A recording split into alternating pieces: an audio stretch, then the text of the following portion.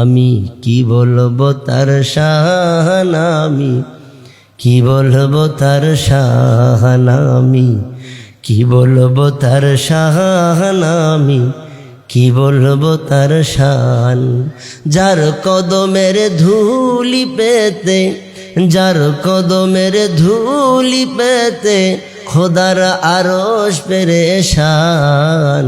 আমি কি বলবো তার শান, আমি কি বলবো তার শান, আমি কি বলবো তার শান, আমি কি বলবো তার শান। যার কদমের ধুলি পেতে, যার কদমের ধুলি পেতে খোদার আরশ পেরেশান।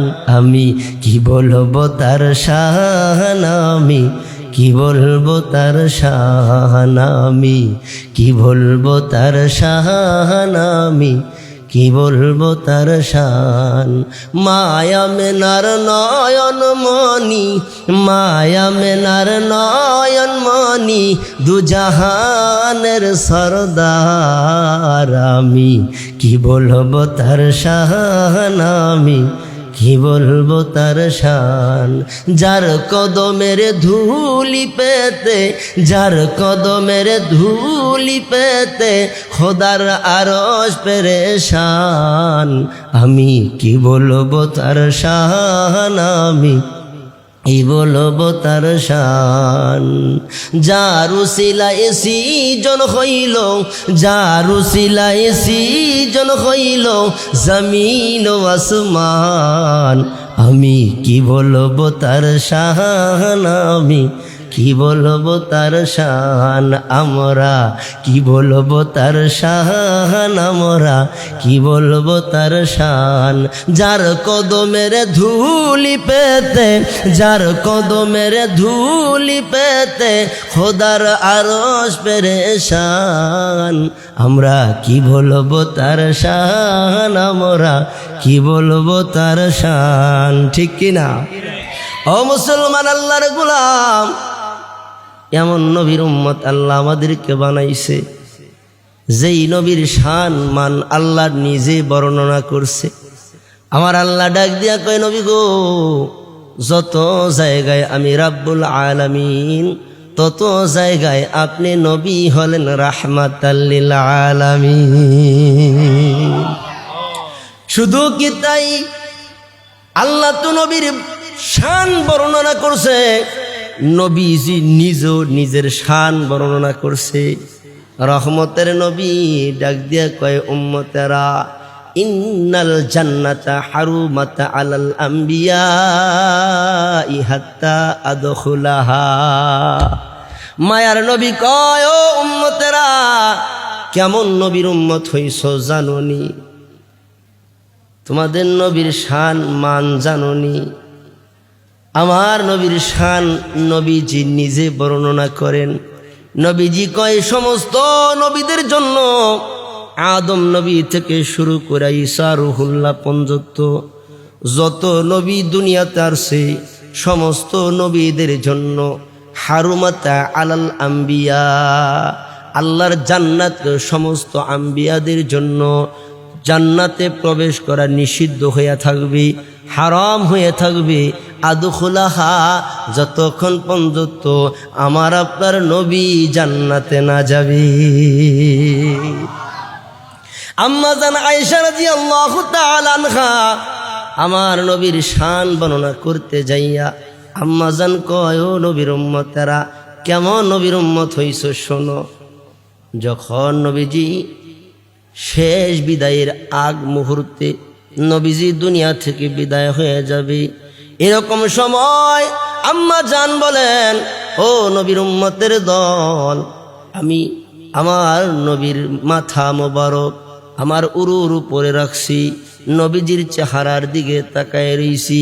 নবীজির মাথা মোবারক আম্মা জানের কোলের মধ্যে, আম্মা জানের উরুর মধ্যে ছিল।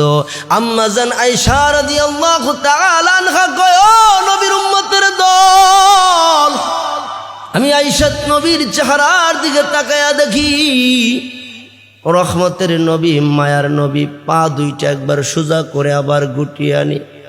হাত দুইটা একবার সোজা করে আবার গুটিয়ে আনে। এমন সময় মা আয়েশা কয়, আমি তো মনে করতেছিলাম নবীজির বুঝি সাখরাত শুরু হয়ে গেছে, নবীজির বুঝি সাখরাত শুরু হয়ে গেছে। নবীজি পা দুইটা একবার সোজা করে আবার গুটিয়ে আনে, হাত দুইটা একবার সোজা করে আবার গুটিয়ে আনে। এমন সময় আমি শুনি দরজার মধ্যে কে যেন বারবার সালাম দেয়, কে যেন দরজার মধ্যে বারে বারে সালাম দেয়, অনুমতি চায়, ঘরের ভিতরে প্রবেশের অনুমতি চায়, দরজার মধ্যে দাঁড়ায় সালাম দেয়। এমন সময় হযরত জিবরাইল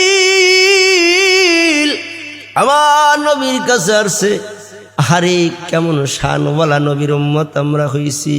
নবীজির 63 বছরের জিন্দিগিতে 24,000 বার হযরতে জিবরাইল আমার নবীর কাছে আসছে। আদম নবীর কাছে এতবার আসে নাই, দুনিয়ার কোনো পয়গম্বরের কাছে জিবরাইল এতবার আসে নাই যতবার আপনার আমার নবীর কাছে আসছে। বলে জিবরাইল 24,000 বার নবীর শান, নবীর মানের কারণে, নবীর মর্তবায় 24,000 বার জিবরাইল আমার নবীর কাছে আসছে। এমন সময় নবীজির ইন্তেকালের আগ মুহূর্তে হযরতে জিবরাইল আমিন আমার নবীর কাছে আইসা সালাম জানাইছে। ইন্নাল্লাহা ইয়াকরাউকা সালাম ইয়া রাসূলুল্লাহ, ওগো আল্লাহর নবী, আল্লাহ তাআলা আপনাকে সালাম জানাইছে, আর আল্লাহ তাআলার পক্ষ থেকে আপনি সালাম গ্রহণ করুন। আর আজকে আপনার দরজার মধ্যে এমন একজন ফেরেশতা দাঁড়ায়া সালাম দেয়, অনুমতি চায়, যেই ফেরেশতার নাম হলো মালাকুল মউত। যেই ফেরেশতা আদম নবী থেকে শুরু করিয়া কোনো নবী আপনি সারা ঈসা রুহুল্লাহ পর্যন্ত কোনো নবীর কাছে আসতে কোনো পারমিশন চায় নাই, কোনো অনুমতি লাগে নাই। শুধু আপনার শান আর মানের কারণে আল্লাহ তাআলা আজরাইলকে হুকুম করছে, রে আজরাইল আমার বন্ধুর দরজায় গিয়া সালাম দিয়া অনুমতি চাইবা। আমার বন্ধু যদি বলে অনুমতি দেয় তাহলে ঘরে যাইবা, নবীজির জানটা রুহুটা নিয়ে আইসা আমি আল্লাহর আরশে আজিমে দাফন কইরা দিবা। আর যদি নবীজি অনুমতি না দেয়, আমার বন্ধু যদি অনুমতি না দেয়, তাহলে আনার দরকার নাই, নবীজিকে আরো দুনিয়াতে থাকার সুযোগ দেওয়া হবে। জিবরাইল কয়, নবী গো, ওই মালাকুল মউত আপনার দরজার মধ্যে অনুমতি চায়, বারবার সালাম দেয়। আমার নবী জিবরাইলের কথা শুনে চোখের পানিগুলা ছাইরা দেয়, কয় জিবরাইল মালি উম্মতি, রে জিবরাইল আমার উম্মতের কি উপায় হবে? আজরাইল তো আমাকে নিতে আসছে, কিন্তু আমার উম্মতের, আমার এতিম উম্মত গুলার কি উপায় হবে? আমার এতিম উম্মতের কি উপায় হবে? আমার আল্লাহ ডাক দেয়, জিবরাইল আমার বন্ধুর কানে খবর দিয়া দাও, এই বন্ধুর উম্মতেরা, যেই উম্মতের জন্য আমার বন্ধু কান্দে, এই উম্মতেরা যদি মরণের 1 বছর আগে তওবা করে, আমি আল্লাহ তাদের জীবনের সব গুনাহ মাফ করে দিব। আরে আস্তে করে কোন সুবহানাল্লাহ, আরে একটু জোরে করে কোন সুবহানাল্লাহ। জিবরাইল আমিন আমার নবীর কানে খবর শোনাইছে, নবী গো, আপনার শান, আপনার মান আর আপনার মোহাব্বতে আসমানের মালিক আল্লাহ ওয়াদা করেছে, আপনার উম্মতেরা যদি জীবনের মরণের 1 বছর আগে তওবা করে গুনাহ থেকে যদি আল্লাহর কাছে মাফ চায়, যত বড় গুনাহগারী হোক না কেন, আপনি নবীর খাতিরে আল্লাহ আপনার উম্মতের গুনাহ মাফ করে দিও। আমার নবী, দয়ার নবী, মায়ার নবী কান্দে, জিবরাইল আসানাতু কাসীরাতুন, 1 বছর তো অনেক লম্বা সময় রে জিবরাইল। আহারে 12টা মাসে 1টা বছর হয়, 1টা বছর তো অনেক লম্বা সময়। আহারে মালি উম্মতি, আমার উম্মতের কি উপায় হবে? আমার এতিম উম্মত গুলার কি উপায় হবে? আমার আল্লাহ ডাক দিয়া বলে, জিবরাইল আমার বন্ধুকে কাঁদতে নিষেধ করো, আমার বন্ধুর কান্না আমি আল্লাহ সইতে পারি না। আরে জিব্রাইল, আমার বন্ধুর কানে খবর দিয়া দাও, এ বন্ধুর উম্মতেরা যদি মরণের 1 মাস আগে তওবা করে বন্ধুর খাতিরে আমি তার উম্মতগুলারে মাফ কইরা দিব। এরপরও নবীজি কান্দে, এরপরেও নবীজি খালি উম্মতি উম্মতি কয়া কান্দে। ডাক দিয়া কয় জিব্রাইল, আশ-শাহরু কাসীরাতুন, 1 বছর তো 1 মাস তো অনেক লম্বা সময় রে জিব্রাইল। 30 দিনে একটা মাস হয়, 29 দিনে একটা মাস হয়, 1 মাস তো অনেক লম্বা সময়। আহারে মালি উম্মতি, আমার এতিম উম্মতগুলার কি উপায় হবে? আমি নবী দুনিয়া থেকে বিদায় হয়ে গেলে আমার উম্মতগুলার কি উপায় হবে? নবীজি কান্দে। আবার আল্লাহ ডাক দিয়ে বলে, জিব্রাইল, আমার মায়ার নবীকে খবরটা শোনায়া দাও, এই নবীর উম্মতেরা যদি মরণের 1 দিন আগে তওবা করে রে, আমি আল্লাহ বন্ধুর খাতিরে তার উম্মতকে মাফ কইরা দিব। এরপরও নবীজি কান্দে। জিব্রাইল, আল ইয়াউমু কাসীরা, ও জিব্রাইল, 1 দিন তো কম লম্বা না, 1 দিনও তো অনেক লম্বা সময়। আহারে আমার উম্মতের কি উপায় হবে? আমার উম্মতের কি গতি হবে? আমার আল্লাহ ডাক দিয়া কয়, জিব্রাইল, আমার বন্ধুরে কাঁদতে নিষেধ করো। আজকে আমার বন্ধু আমার বাড়িতে আসবে আর চোখে পানি নিয়ে আসবে, আমি আল্লাহ সহ্য করতে পারি না। জিব্রাইল রে, আমার বন্ধুর কানে খবরটা জানায়া দাও, এই বন্ধুর উম্মতেরা যদি মরণের আগ মুহূর্তে তওবা করে, মরণের আগ মুহূর্তে যদি তারা আমি আল্লাহর কাছে মাফ চায়, আমি আল্লাহ তার বন্ধুর খাতিরে তার উম্মতকে মাফ কইরা দিব।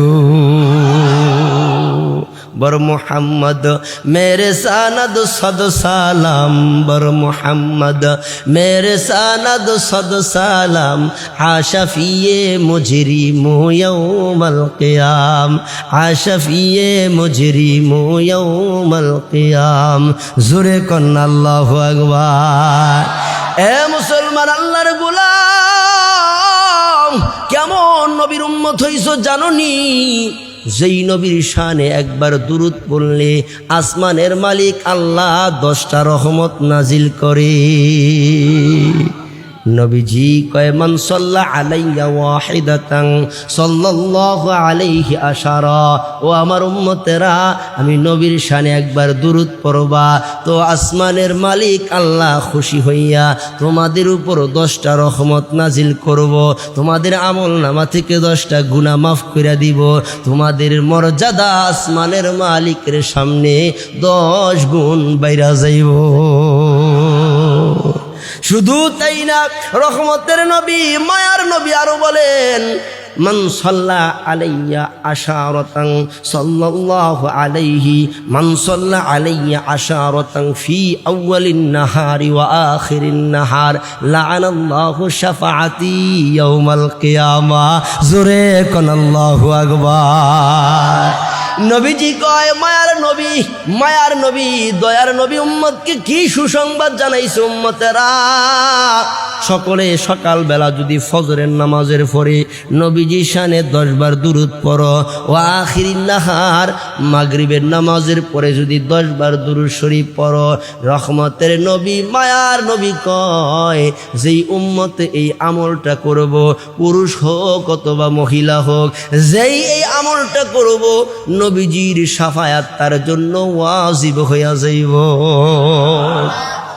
মায়ার নবী কয়, সকালে ফজরের পরে 10 বার, আবার আখিরিন নাহার মাগরিবের পরে যদি 10 বারই 10 10 20 বার যদি তুমি নবীজির শানে দুরূদ শরীফ পড়ো, লাআনাল্লাহু শাফাআতি ইয়াউমাল কিয়ামা, রহমতের নবী কয় উম্মতেরা যতক্ষণ আমার ওই উম্মত ওই আমলকারী উম্মত যেই উম্মত আমি নবীর শানে সকালে 10 বার আর মাগরিবের পরে 10 বার এই দুরূদের আমলটা করছি, এই উম্মতকে যতক্ষণ শাফায়াত করে আল্লাহর জান্নাতে নিতে না পারব ততক্ষণ আমি নবী আল্লাহর জান্নাতে পাও রাখব না।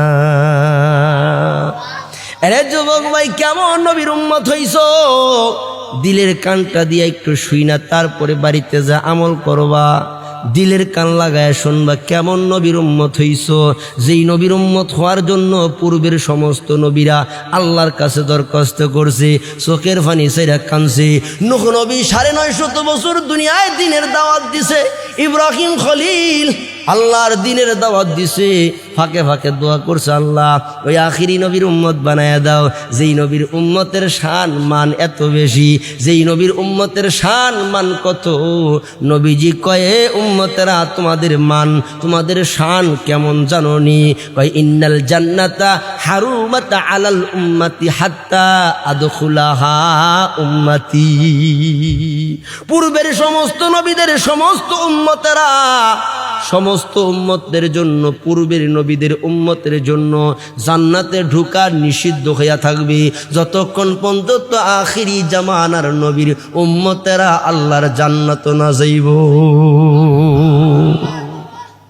এজন্য সব নবীর আল্লাহর কাছে দরখাস্ত করছে, আল্লাহ ওই আখিরি নবীর উম্মত বানায় দাও, আখিরি নবীর উম্মত বানায় দাও, আখিরি নবীর উম্মত বানায় দাও। আল্লাহ কয়েকজনের দরখাস্ত মঞ্জুর হইয়া গেছে। ঈসা রূহুল্লাহর দরখাস্ত আল্লাহর দরবারে মঞ্জুর হইয়া গেছে, আর কারো জন্য দরখাস্ত মঞ্জুর করা হবে না। এখন দানিয়াল আলাইহিস সালাম একজন পয়গম্বর ছিলেন, আল্লাহর কাছে তো চোখের পানি ছেড়ে এইভাবে দোয়া ধরে রাখছে, আল্লাহ উম্মত হিসাবে কবুল না করলে উম্মতের হাতে দাফন কবুল করো। হে যুবক, তোমার দাম আল্লাহর কাছে কত বেশি, এই নবীর উম্মত হওয়ার কারণে তোমার দাম কত বেশি। পূর্বের নবী দানিয়াল আলাইহিস সালাম আল্লাহর কাছে দোয়া কর, আল্লাহ আখিরি নবীর উম্মত যখন বানাইবা না উম্মতের হাতে দাফনটা কবুল করো, উম্মতের হাতে যেন আমার দাফন হয়। নবী দোয়া করে আর তুমি বিড়ির ফুটকি সুমাও। আগের নবী দোয়া করে এই উম্মতের হাতে দাফন হওয়ার জন্য, আর এই নবীর উম্মত হইয়া তুমি ক্লিন শেভ করো, এই নবীর কলিজায় আঘাত করো। এই নবীর উম্মত হইয়া তুমি নবীজির কলিজায় আঘাত করো, দাড়ি চাষো। তুমি এই নবীর উম্মত হইয়া দামি নবীর উম্মত হইয়া নামাজের ধার ধারণা, জিকিরের ধার ধারণা, কোরআনের ধার ধারণা, যেভাবে মন চাই এইভাবে উষ্টায় চলো। বিড়ি মুখ দিয়া মুখ আটকায় তুইছো, সুবহানাল্লাহ বলার সুযোগ নাই। কপাল ফুরছে, কপাল ফুরছে, ঠিক কিনা জুড়ে গা। কেমন দামি নবীর উম্মত হইছ, দিলের কানটা লাগায় শোনো। হযরতে জমিরুদ্দিন রহমাতুল্লাহি আলাইহি নামক একজন আল্লাহর ওলি ছিলেন। আল্লামা জমিরুদ্দিন রহমাতুল্লাহি আলাইহি উনি ওনার কিতাবের ভিতরে একটা ফাজাইল রেখছে, ঘটনা লেখছে। রে বাবা, নবীর শানে দুরুদ পড়লে যে কত লাভ, আল্লাহু আকবার। কেমন নবীর উম্মত হইছি, যেই নবীর শানে দুরুদ পড়লেও লাভ, যেই নবীর শানে দুরুদ পড়লে গুনাহ মাফ হয়, যেই নবীর শানে দুরুদ পড়লে জান্নাতের রাস্তা আসান হয়, যেই নবীর শানে দুরুদ পড়লে পরে জান্নাতের মেহমানদের খাতায় নাম লেখা হয়। আল্লামা জমিরুদ্দিন রহমাতুল্লাহি আলাইহি ওনার কিতাবের বরাত দিয়া লেখেন, হযরত আবু বকর সিদ্দিক রাদিয়াল্লাহু তাআলা আনহু বাজারে গেছেন নিয়ত কইরা যে একটা মাছ কিনবো। একটা মাছ কিনতে আমরা বাজারও যাই না, তরি তরকারি কিনতে, মাছ গোস্ত কিনতে বাজারে যাই কি যাই না? হযরত আবু বকর সিদ্দিক বাজারও যাইবার আগে বিবিরে ডাক দিয়ে কয়, বিবি গো, নিয়ত কইরা ফেলাইছি আমার নবীর একটা মেহমানদারি করব, নবীর এক সুন্দর মেহমানদারি করবো। আমি বাজারে যাই, দেখি একটা বড় মাছ পাই কিনা। আমার নবী মাছ আর লাউ বড় পছন্দ করতেন, গোস্ত পছন্দ করতেন, গোস্তের ঝুল এরকম ভুনা গোস্ত পছন্দ করতেন, তরকারির মধ্যে লাউ বেশি পছন্দ করতেন, মাছও নবীজি পছন্দ করতেন। হযরত আবু বকর সিদ্দিক বিবিরে ডাক দিয়ে কয়, বিবি বাজারে যাই, দেখি একটা মাছ পাই কিনা, আমি আমার নবীর মেহমানদারি করব। আল্লাহর নবীর সাহাবী সিদ্দিক আকবর বাজারে চলে গেলেন। বাজারে যায় দেখে ওই জালো বেড়ার থালার মধ্যে বড় একটা মাছ দেখা যায়। বাড়ি থেকে নিয়ত করে গেছে বড় মাছ কিনতে পারলে নবীজিকে দাওয়াত খাওয়াইব। বাজারে যাইয়া দেখে থালার ভিতরে মাছ আছে, জালোর থালার ভিতরে বড় মাছ দেখা যায়। মাছটার চেহারার মধ্যে আলোর ঝকমক ঝকমক দেখা যায়। দেখা দূর থেকেই মাছটা পছন্দ হয়ে গেছে। সিদ্দিক আকবর ডাক দিয়া করো, জালো ভাই, তোমার এই মাছটা আমার কাছে বিক্রি করবানি? জালো বেটা এ মাছ থালার মধ্যে রাখছে কি বাড়িতে না খাওয়ার লাইগা? কথা কয় না, বুঝেননি আমার কথা? কি করার লাইগা রাখছে? সাজায় রাখছে বিক্রি করার জন্য। যখন বলছে বিক্রি করবানি, জালো বেটা কয় বিক্রি করার জন্য তো এখানে রাখছি, আপনি নিলে নেন। কত টাকা দাম দর করে মাছটা কিনে আনছে। হযরত আবু বকর মাছটা কিনতে পাইরা বড় খুশি। বড় একটা মাছ, এটা দিয়া নবীর মেহমানদারি করব, নবীরে মেহমানদারি করব, বড় খুশি। বাড়ি তাই না বিবিরে ডাক দিয়ে কই, বিবি আমি আমার মায়ার নবীর মেহমানদারি করব। আরে বিবি, সুন্দর করে মাছটা পরিষ্কার করে ধুইয়া সুন্দরভাবে তুমি রান্না করবা, সুস্বাদু করে রান্না করবা, আমি আমার নবীকে মেহমানদারি করব। আবার হযরত আবু বকর সিদ্দিক রাদিয়াল্লাহু তাআলা আনহুর বিবি মাছটা সুন্দর করে কাইটিয়া একবারে সুন্দর করে পরিষ্কার করে ধুয়ে টুইয়া এখন রান্নাঘরের নিচে রান্না করার জন্য চুলার মধ্যে দেয়। চুলার আগুন নিভা জায়গা, আবার এটা চুলা থেকে নামায় আবার চুলা জ্বালায়। আবার যখন এই মাছের পাতিলাটা খালি চুলার উপরে রাখে, আগুনের উপরে রাখে, সাথে সাথে আগুন নিভা জায়গা। এইভাবে কয়েকবার চেষ্টা করছে, কোনোভাবেই মাছ কালি আগুনের উপরে চুলার উপরে নেওয়া মাত্র চুলা কি নিভা জায়গা। হযরত আবু বকরের বিবি তো চিন্তায় পড়ে গেছে, কিরি জীবনে তো কোনোদিন, আজকে কতদিন যাবত এই চুলার মধ্যে রান্না করতেছি, এরকম কুদরত তো কোনোদিন দেখি নাই। এই মাছটা শুধু চুলার উপরে নিতে আগুন নিভা জায়গা, এমনি চুলার আগুন জ্বলে কিন্তু মাছটা নিতেই কি নিভা যায়। বারবার চেষ্টা করে যখন চুলার মধ্যে দিয়া মাছটা বোনা করতে পারে নাই, আগুন জ্বালাইতে পারে না, খালি আগুন নিভা জায়গা, খালি নিভা জায়গা। এবার হযরত আবু বকরের বিবি হযরত আবু বকরকে ডাক মারছে, স্বামী গো, আজকে বহু বছর যাবত আপনার ঘরে আসছি,